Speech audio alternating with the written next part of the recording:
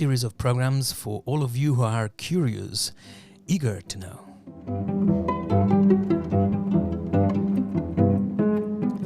Today is going to be our first episode on science, precisely on biology, which is the same as to say life.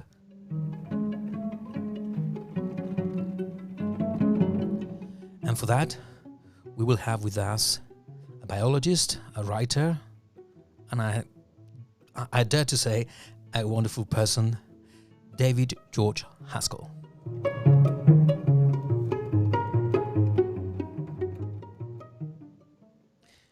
Hi, David. Hi, Michael. It's wonderful to be with you. Should I say David, George, David G? David. David. Yeah, David is just fine. I'll answer to many different things, but David is the usual one. Okay. So let me explain to you how I ended up here talking to you, even if it's in the distance. I mean that we are not physically face to face. You are in the States, in the United States. I'm in Madrid, in Spain. So last summer, by the end of August, I visited a little village in Castile, in the province of Valladolid in Spain. And the name of this beautiful village is Urueña. I know a bit difficult to pronounce for English-speaking people. Just for you to have an idea of how little it is, in the winter there are hardly around 90 people living there. But despite its small population, and despite being in the middle of the Meseta Central, the central tableland or inner plateau in Castile, Urueña is a very special place known as the book village, because there are many bookshops, bookbinders, book-related businesses and museums. So to make the story short, I recorded an episode of Sapere aude with an old man, Jesus Alcaravan. He is the first bookseller of Urueña, and he's got a very interesting life. He's a keen ornithologist. But anyway, many years ago, he quit his job in Madrid, the capital of Spain, and decided to move and set the first bookshop in Urueña. Something very, very weird. When he finished the recording of that episode, we finished that recording, I asked him to recommend me a book. Then he said, En un metro de bosque, that is The Unseen Forest. The Spanish, which is the Spanish version translation for The Unseen Forest. And I said to him, I had the rule of not reading translations of books which I can read in the original language. However, for the first time in many years, I broke this rule, and I'm thankful for that, I must have to say, and I started reading En un metro de bosque, and I immediately knew I had to contact you. Oh, wonderful. I have to say, I first met you, so to say, in Spanish. Then I decided to buy your last book, Sounds Wild and Broken, and here we are. Thanks to an old ornithologist and bookseller of a little village in the middle of nowhere. And despite the distance and the language, my mother tongue is Spanish, we are communicating, we're here.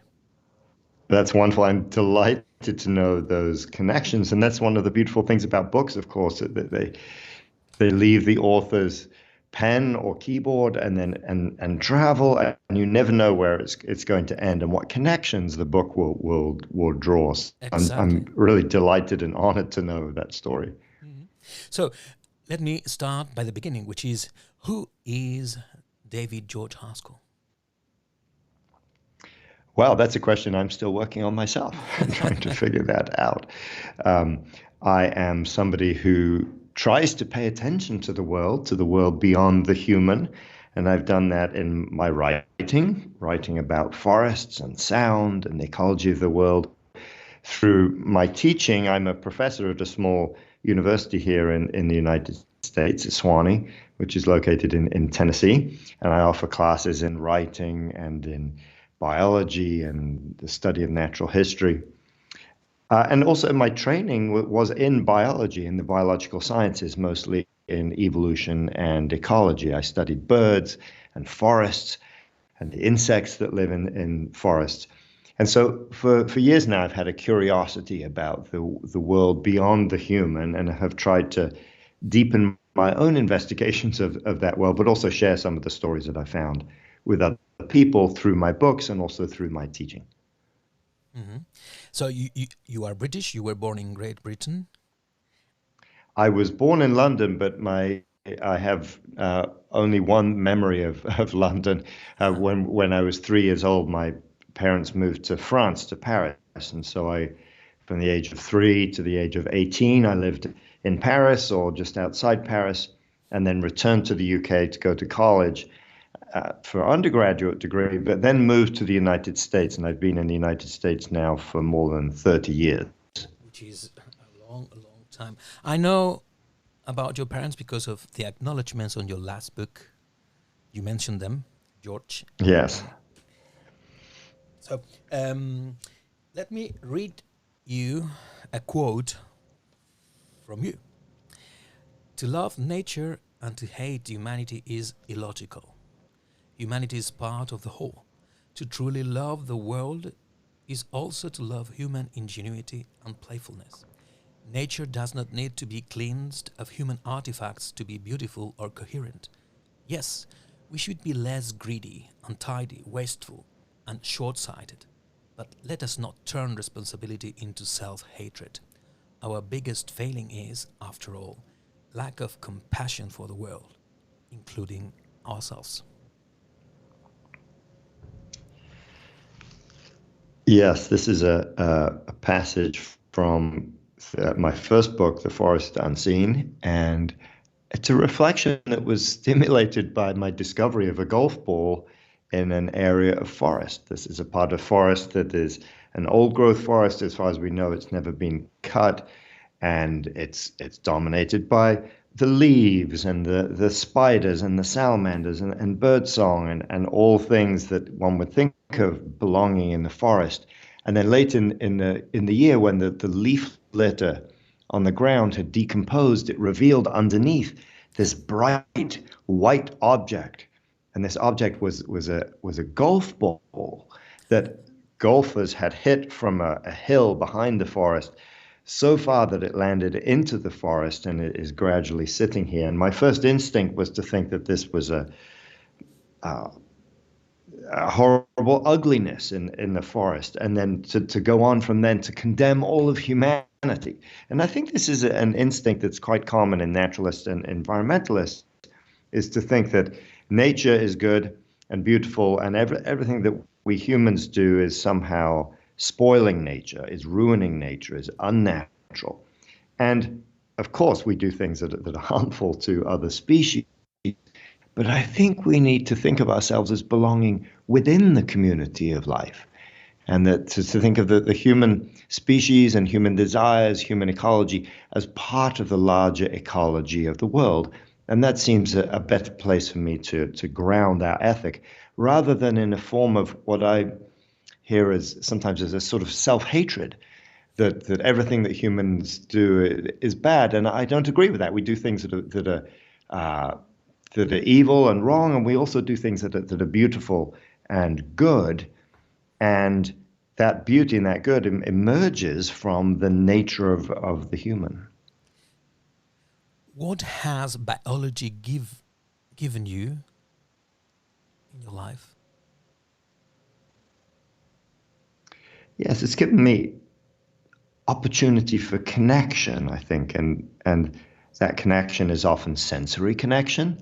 So listening to the varied sounds of birds. I know most of the birds in where I live by ear, so I can sit with my eyes closed and hear the migrant birds that have come from South America, or the ones that live here all year round, and hear a little bit of a drama in their lives, which, a hawk is moving through, or young birds have just hatched, or here's a new bird that's just arrived from the north and I haven't heard for many months. So through sensory attention to the world, through sound, but also through other senses, aroma and touch and the sense of sight, of course, come to connect with these other beings and to know some of their stories, which then brings me delight in the moment often, but also as a stimulus to curiosity, to trying to understand, well, how does that creature differ from me? What is its story? How did it arrive here on this continent? What does the hermit thrush, for example, a small songbird that I enjoy listening to in the winter, because they spend their winters here and then move further north to breed. What does it need to feed and to thrive in this place? And why is it singing in the middle of winter when it doesn't have a breeding territory? So by paying attention, we both connect to our neighbors and our cousins in the biological sense. The birds are our distant cousins, but we also have food for the imagination and for curiosity.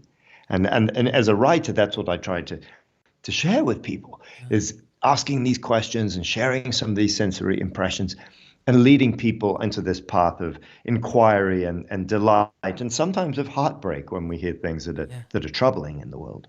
Yeah, and I have to say you are a great writer. As I said, Thank the you. first book of yours I read was The Forest Unseen in Spanish. So I couldn't judge by a translation how good you are or not. But when I read Sounds Wild and Broken, I can tell not only are you a biologist, a scientist, but a very, very, very good writer. Well, thank you. I don't know how to explain that. There's reading your book is not boring at all. It's just I don't know which word I could find to describe the joy of reading your texts. Actually, well, thank you. I'm delighted that you find some joy in that.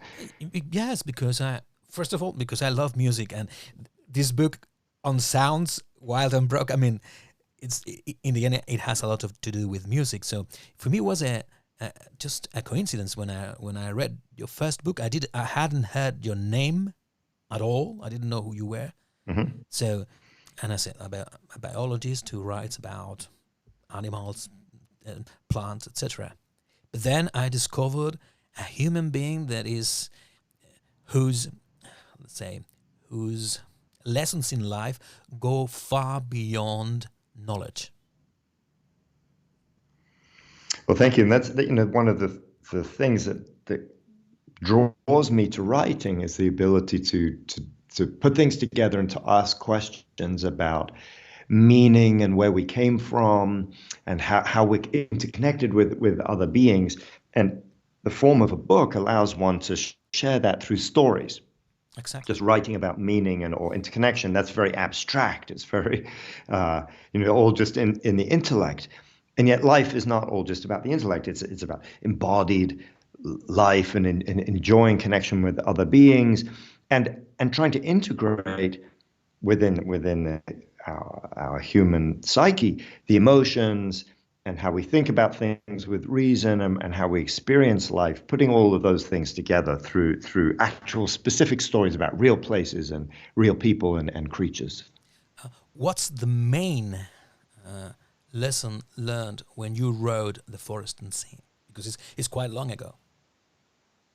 Yes, The Forest Unseen, I studied 1 square meter of forest and returned to this very small patch of forest over and over again to study it. And I suppose that the lesson has 2 parts. The first is how extraordinarily beautiful and complex the forest is. And the more closely one looks at a particular patch of forest, even a very small area, the more complexity, the more interwoven stories we discover of how the ants are battling with the caterpillars, and the caterpillars from the moths have shaped the growth of the leaves in the tree above, which then shapes how light appears as light comes through the forest canopy. All of these things interconnected. Mm-hmm. And also alongside this sense of unknowability. And that even after a year, now many years studying this just one tiny patch of forest, I'm overwhelmed with the sense of how large and complex it is, and therefore how little I can fully grasp about the identity of the creatures in this area and the complexity of their lives and their ecological relationships with one another. So there's this great sense of delight in the diversity of life, but also a sense of humility in knowing that even a vigorous application of curiosity is never sufficient. There's always going to be mystery. There's always going to be things we cannot know or will not know about the forest, and that's an interesting tension, I think. Hmm. So there's another book that I still haven't read, which is The Songs of Trees, but I will read it, I hope, soon. So I cannot Wonderful. talk about things I don't know, but if you would like to tell us something about that book.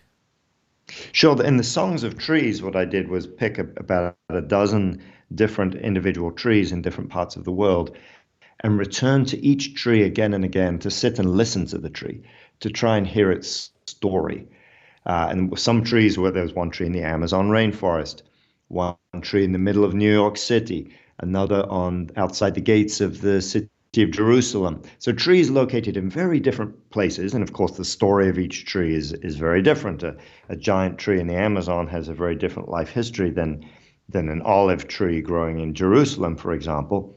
And yet, underneath all these delightful differences in the lives of the trees, there were some unifying themes, and one of those themes is that the tree, although a tree seems to be such a solitary individual, a single trunk growing, and we name it with a single name, like the olive tree or the maple tree, the tree is in fact a living community of creatures that we can see, like birds and insects and other plants, but also an invisible community of microbes that live inside tree leaves, of fungi that live in the soil, all interacting continuously, minute by minute, day by day, to create the life of that tree. And so the book is an exploration at one level of trees and their sounds and their life history characteristics. But at another level, it's a meditation on interconnection and social networks in biology, and using trees as an example to look at these bigger questions about how interconnection and living communities work. Right. Let's get into sounds.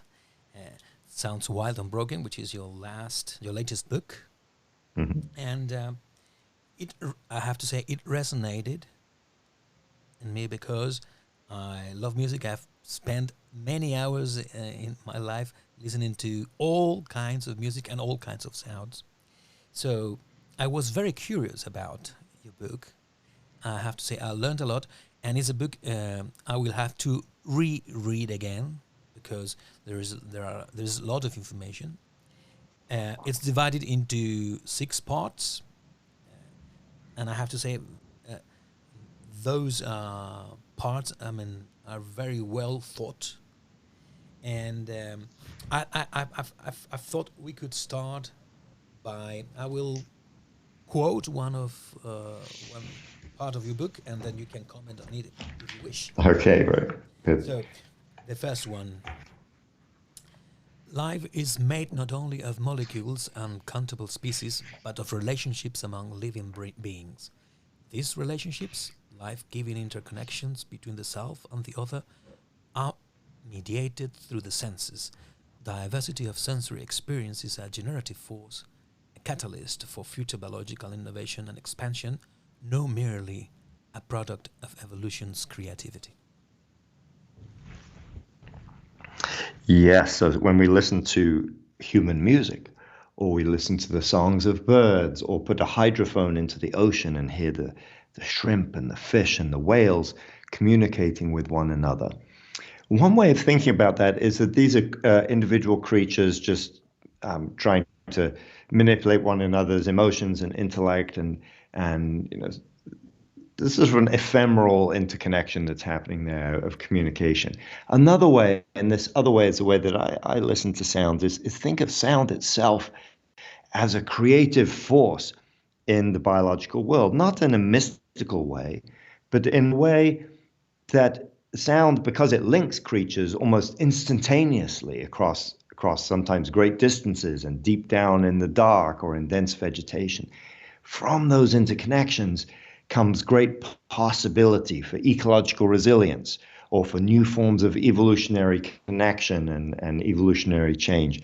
So sound itself is the stuff of relationship, and relationship is what life is made from. I think life is, of course, partly made from atoms and energy, but when those atoms and energies are linked together in reciprocal relationships, then we have life. And sound, it's not the only way, of course, that creatures are living beings are interconnected. Chemical communication, communication through photons, through light, there are lots of ways of connecting in addition to sound. But sound is special because it travels through barriers. It travels through the dark and through the fog. It works even when our eyes are closed. And so sound has this special creative power, I think, that other senses do not have. I agree with you. For instance, I was amazed, or very surprised, so to say, when I read that just a tenth of the sound history made by living creatures is just a tenth in the history of the planet. Very short period of time. Yes, and that surprised me in researching this book, is that for 90% of Earth's history, there were no communicative sounds, so no songs or calls that we know of. Of course, there were some sounds. Even a bacterial cell, as it grows and moves, it makes little tremors on its surface and sends sound waves out into the environment over a very short distance. As far as we know, though, bacteria do not communicate by sound. They don't send signals from one cell to another through these sonic vibrations. And the same was true for the first complex animals on this planet. Some of the earliest fish and the trilobites and other creatures in the oceans 500, 400 million years ago, as far as we know from the fossil record, were silent. They were not making vocal sounds to communicate one with another. Of course, when they swam or chewed their food, there were incidental sounds. It wasn't until later, till winged insects evolved, that we see the first fossil evidence for sound-making devices in the evolution of life. So if we were to get in a time machine and go backwards into time, we would see, for example, in the first forests, there would be trees, no flowering plants. They hadn't evolved yet. But we would see familiar things like green plants growing and little rivers, and we'd hear the wind in the leaves. But there would be no singing insects, no frogs calling or birds. So it would be a strange sound because it would be missing most of the living voices that we're used to today. Yeah, and I have to say you've been researching on that. I mean, the let's say primitive sounds of nature, and I've seen some of the talks and videos on the internet where you talk about it as well. Let me read another quote of your book. 40,000 years ago, in Ice Age caves in what is now southern Germany, a new kind of sound was born. The sound was simple, just a string of whistle notes, seemingly unremarkable compared with the complexity and range of birds and insects that sang outside the caves. Yet the sound was revolutionary. In the moment of its creation, Earth's generative powers leaped forward, powered by cultural evolution. Yes, this is a description of the first known human musical instruments. These are flutes made from the wings of birds like swans and griffon vultures, and also flutes carved from mammoth ivory, and they're found from from layers in caves that are 40,000 years old from the depths of the last ice age. So these were early human inhabitants of what we now call Western Europe. These caves are now located in southern Germany, or they're located in what we now call southern Germany. And they were living very hard lives, middle of the Ice Age, not a lot of comfort, having to work very hard for their food. But what did they do with the highest form of their technology, which were sophisticated stone tools? They chose to make art. They made musical instruments. They also carved exquisite three-dimensional figurines. These are the first known evidence of any three-dimensional figurative art on the planet comes from these very same cave, the same layers as the flutes. And so musical instruments are quite ancient. They go back at least 40,000 years. And to this day, when we hear a musical instrument play, in a way, we're reenacting what those Paleolithic ancestors were doing, and that is connecting their bodies with the material substance of other species. So in the Paleolithic, hunters were blowing into the bones of their prey to make art, to make music and sound. Today, when we hear a violin or a piano or a guitar, we're hearing a forest, the voice of a forest coming back, because the wood, the resonance of the wood, and then the strings and the bows and the bow hairs, the horsehair on the violin bow, all of this is an ecological experience. So music, even today, is fully embodied in ecological relationship with other species. And visiting these caves was a very moving experience, partly because of the connection to deep time in these spaces, knowing that there are people who've lived more or less continuously in these spaces for 40,000 years, but also because it helped me think about my modern experience of music in a different way. And that this is a very ancient human practice and one that draws me into relationship with other species. Another thing that strikes me a lot is the fact that when we think of sound and when we think of music, modern music, but let's say it's sound, we think of air. But there's a whole new sound world in the water. And we don't think about it. Yeah. And in fact, even in our inner ears, when we listen, when I'm hearing sound now, the sound in air is transmitted to my middle ear and then the inner ear, where tiny little hairs in water, inside coils of water inside my ear, are moving, and that's how I perceive sound and turn it into a nervous signal, which is a reminder that all animal life ultimately came from the oceans, from water. And to this day, those oceans are still full of sound. And so the sound in water travels much faster than in air, 4 or 5 times faster. A very dynamic sound space. So, and we miss it because we can't hear it unless we pay a lot of attention or use hydrophones. Yes, a hydrophone is an underwater microphone, and lowering a hydrophone into the water is an extraordinary experience because we realize there's a whole world of sound right very close often to where we live, right on the shore of a coast, and yet we can't hear it because all the sound in the ocean, even as it rises to the surface, it bounces back down from the surface back down into the water. And only through the use of technology like hydrophones can we then tune in, and we realize that many of the fish in oceans, but also in fresh water, and many of the invertebrate creatures like insects in streams and ponds, lobsters and crabs in the ocean, are making sound to defend their territories and to attract mates.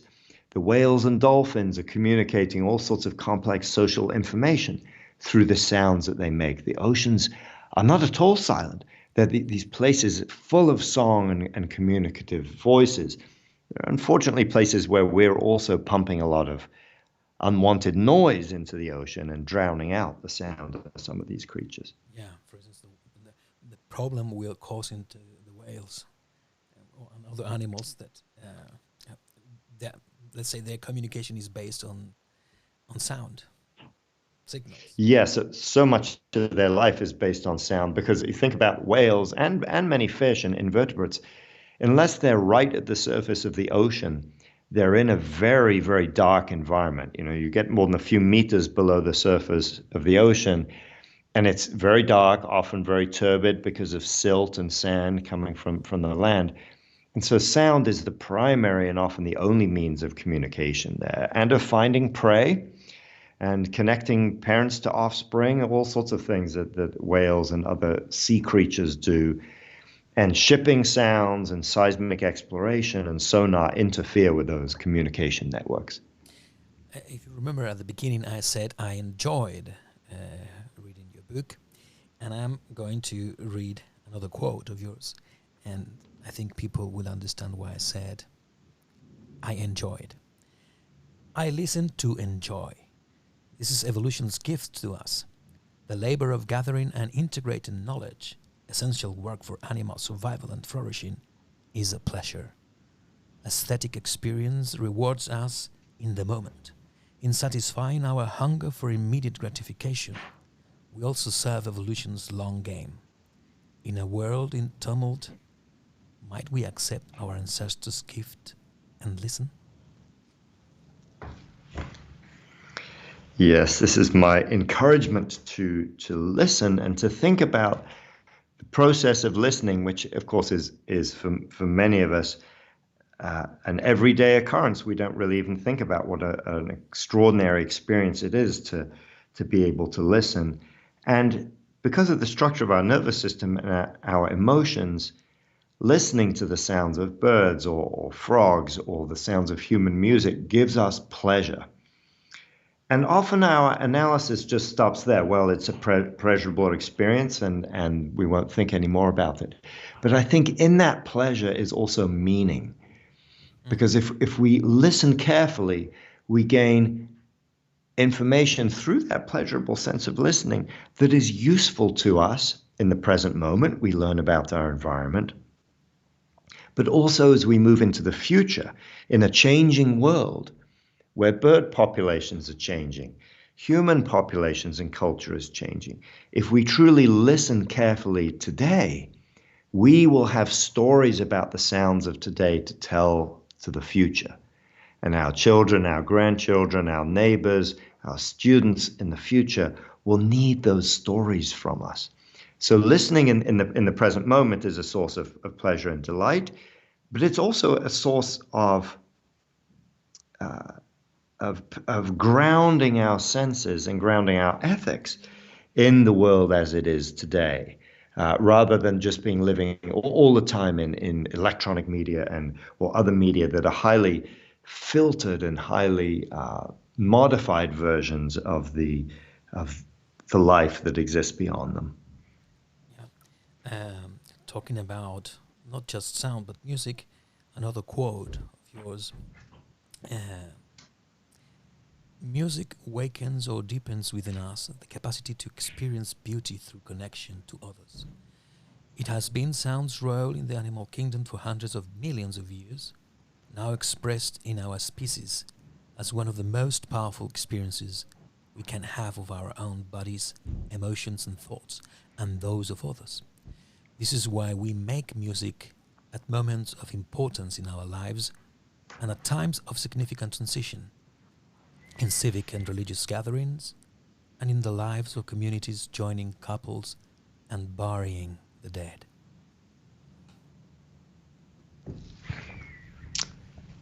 Yes, and that music, I think, of course, music is incredibly important within human culture.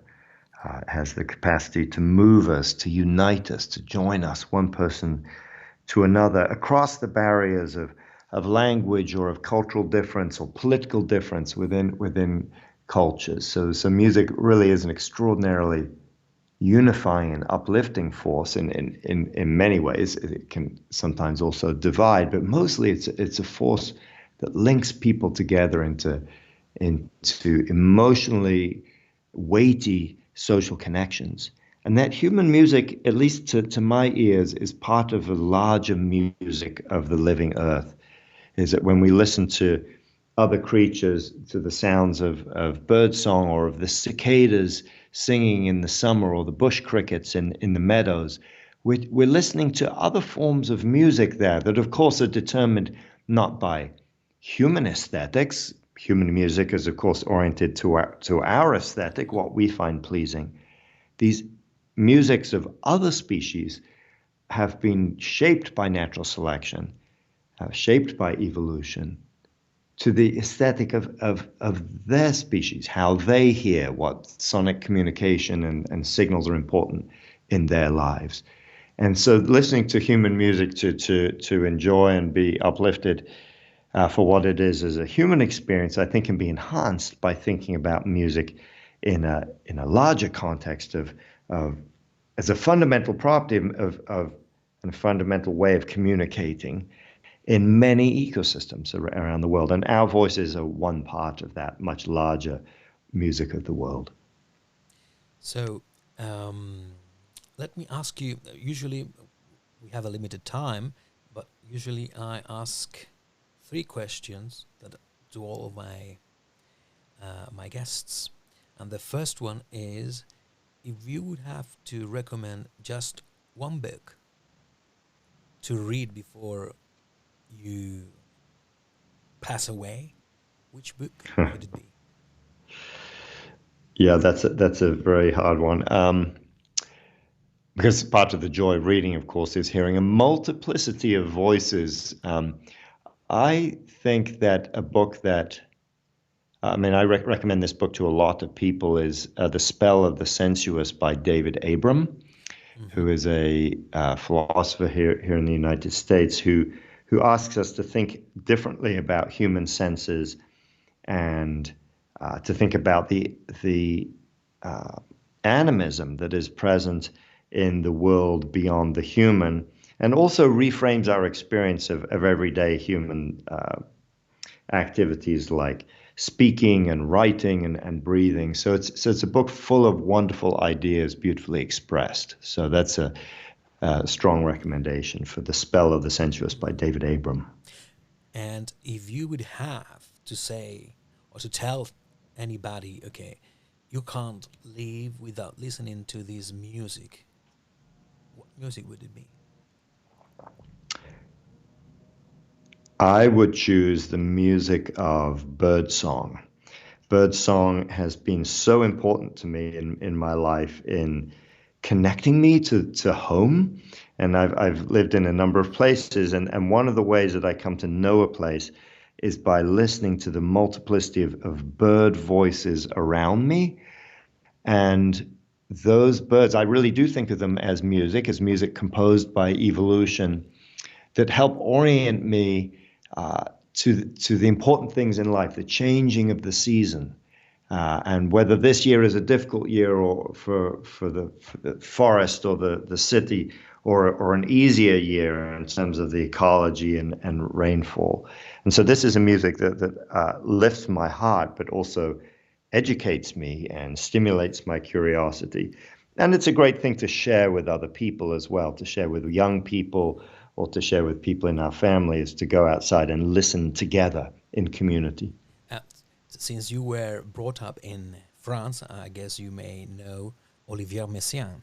Apart from being a musician Yes. and a composer, he was an ornithologist, and he tried to translate the singing of birds into music. Amazing task, and very interesting. Yes, he did wonderful work there, and transcribing birdsong into music, and he was a very good listener to the sounds of birds. But he also, and this is the thing that I think is really marvelous about his work, is that he integrated the rhythms and the pacings and the melodies that he heard from birdsong into his own creativity. And so in his music, we hear the merger of human creativity with birdsong.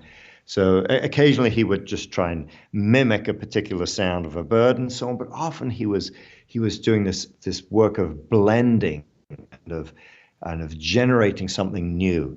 And that work continues today. Of course, and a number of composers are doing that. But yeah, Messiaen was one of the people who really inspired many others to do the same. A great listener and creator. And now a little request. You are a biologist. You've traveled the world, and what message? Well, I have to say this is not new. I think in the 50s or the 40s, Bertrand Russell was asked this question, so it's not a new question. But the question is, if you would have to leave a message for future generations, let's say in 1,000 years, that they can hear your voice in the form of sound waves, what message would you like to leave for those who are apart from us in the future? I would want to communicate my hope that the world that they live in is as full of beauty and as paradoxically wrapped up with brokenness as our present world is now. And my hope for our generation is that we leave the possibility of expansive beauty for the future. So I would transmit that hope to them. David, I really thank you for participating in this series of episodes, Sapere aude. I'm really, really grateful. You are not only a great writer and a great scientist, but a great person, I can tell. Well, thank you, Michael. Such a pleasure to be in conversation with you. And thank you for your very perceptive questions and for reading the book so closely. I'm very grateful. Thank you.